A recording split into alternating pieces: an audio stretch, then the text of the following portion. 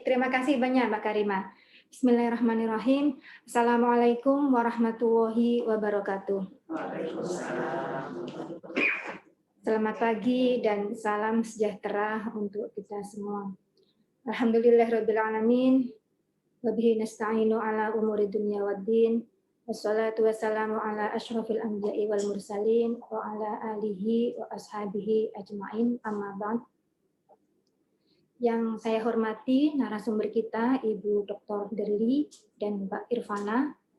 Yang saya hormati dan saya cintai Ibu-ibu Pengurus Dharma Wanita Pusdatin Kemdikbud serta peserta webinar yang berbahagia.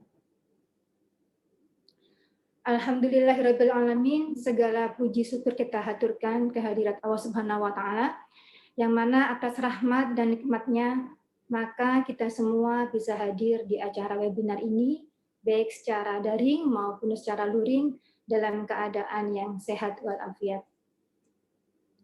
Tak lupa saya ucapkan terima kasih dan apresiasi kepada semua pihak yang telah membantu terselenggaranya kegiatan webinar ini.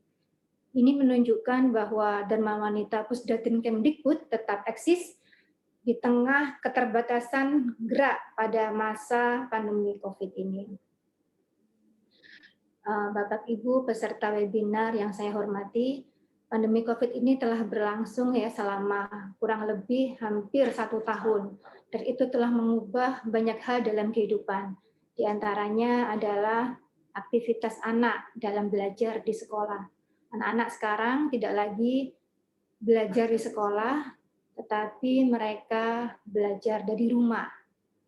Kementerian Pendidikan dan Kebudayaan meluncurkan berbagai macam program untuk membantu anak belajar di rumah, misalnya melalui siaran televisi Republik Indonesia, kemudian juga penguatan portal rumah belajar, dan juga pemberian kuota belajar bagi pendidik maupun peserta didik.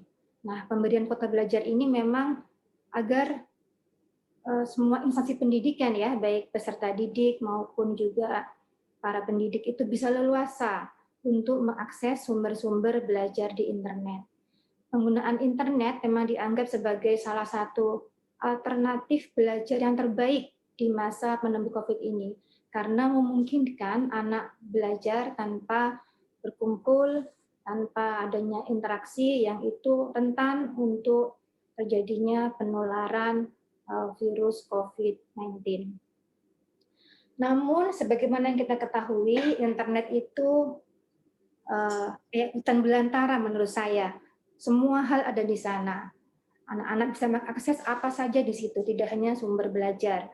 Sementara survei KPAI di tahun 2020 ya, kalau nggak salah di November 2020 menunjukkan bahwa 79% anak itu mengakses gawai tanpa menggunakan gawai untuk mengakses internet tanpa adanya aturan yang jelas dari orang tua.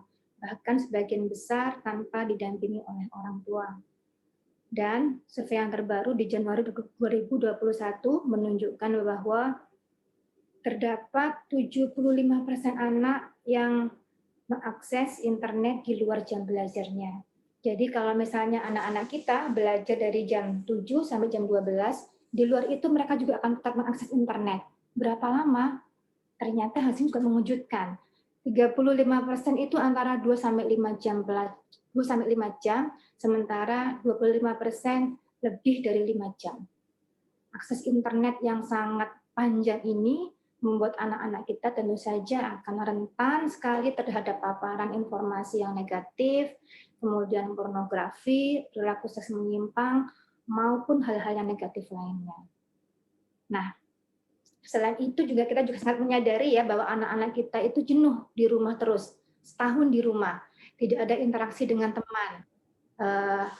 Interaksi dengan teman pun juga dilakukan melalui gawai, melalui grup-grup WhatsApp, melalui LAN dan sebagainya. Mereka juga mabar ya, istilahnya mungkin kalau anak-anak sekarang main bareng melalui game online. Nah, itu tentunya menimbulkan kesenangan tersendiri dalam ketika anak mengakses internet. Itu akan menimbulkan juga nantinya akan adiksi atau kecanduan terhadap internet maupun gadgetnya. Nah, bersama kita pada hari ini telah hadir dua narasumber tadi sebagaimana telah sudah diperkenalkan oleh Mbak Karimah, Ibu Dr. Derly, yang beliau adalah alumni Unpad dan menekuni tentang kecanduan gadget pada anak.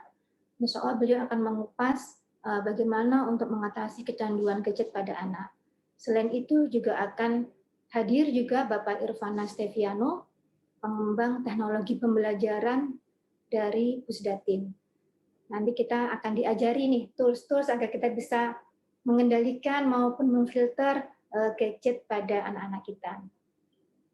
Baik Bapak Ibu sekalian, akhirnya dengan memohon ridho Allah Subhanahu wa taala dan dengan mengucapkan bismillahirrahmanirrahim, acara webinar belajar dari rumah tanpa kecanduan gadget pada tanggal 23 Februari 2021 ini saya nyatakan dibuka.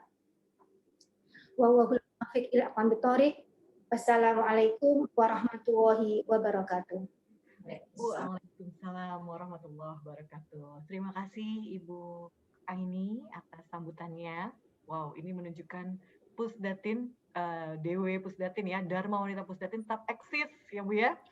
Semoga ini memicu kita untuk memberikan acara-acara lagi yang lain karena pesertanya ini jauh-jauh datang dari Kalimantan, ada dari Tanah Toraja gitu ya, karena kekuatan viral gadget kita, informasi menyebar, wah tamu-tamu pun berdatangan gitu ya.